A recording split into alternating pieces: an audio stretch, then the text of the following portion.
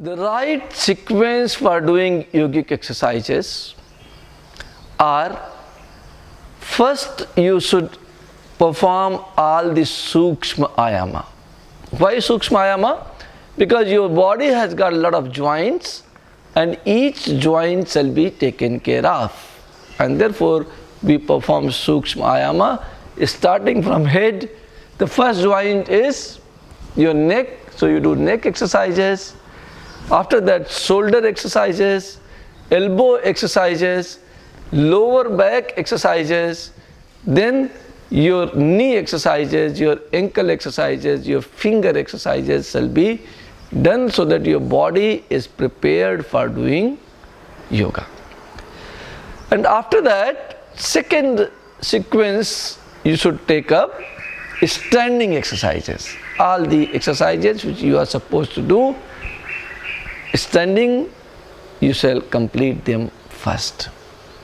After doing standing exercises, the last standing exercises usually we do is called sun salutation, thanking the sun for providing us energy.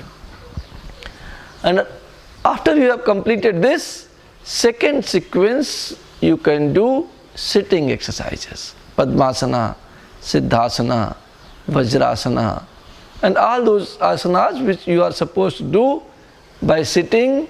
You can complete the sitting exercises at the second sequence. Third one is lying on your back. Lying on your back exercises. First you have to do lying on your belly.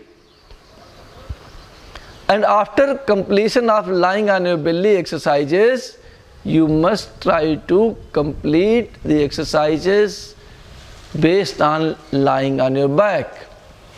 And after you have completed the whole sequence, then in the last you can do laughing pose.